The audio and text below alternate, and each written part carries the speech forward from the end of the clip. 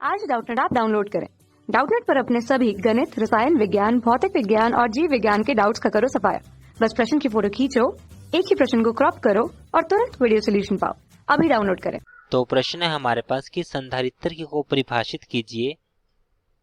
संधारित्र को हमें परिभाषित करना है। पहले परिपथ चित्र बनाकर तीन संधारित्रों को श्रेणी संयोजन में तुल्य धारिता के लिए संबंध प्राप्त कीजिए। तो हमारे पास यहाँ पे पहले हम बात करते हैं कि जो संधारित्र होता है क्या होता है। संधारित्र की अगर हम बात करें तो संधारित्र एक ऐसी युक्ति होती है जिसमें चालक के आकार में, अगर हम इसमें क्या करते हैं कि चालक का जो आकार होता है, चालक के आकार में बिना परिवर्तन किए उसकी धारिता बढ़ाई जा सके। जो धारिता होती है किसी चालक के लिए वो हमारे पास होता है C बराबर है Q बटे में V, जहां पर Q हमारे पास आवेश है और V हमारे पास संधारित्र के मतलब V हमारे पास क्या है, इसका विभव है।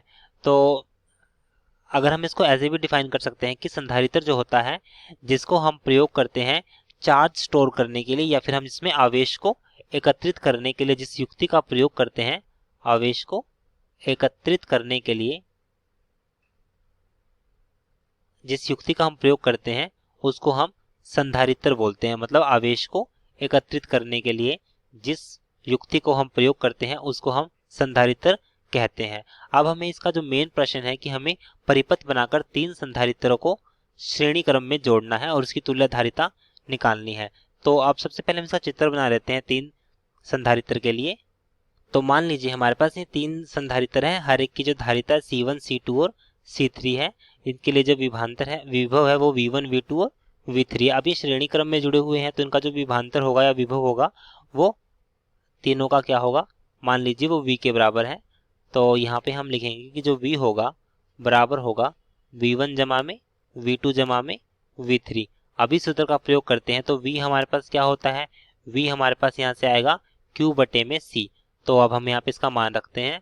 तो अभी हमने सीरीज या श्रेणी क्रम में जोड़े हैं तो यहाँ पे V हमारे पास क्या होगा, Q बटे में C बराबर होगा V हमारे पास होगा Q बटे में C1 और V2 हमारे पास होगा Q बटे में C2 और ये हमारे पास होगा Q बटे में C3।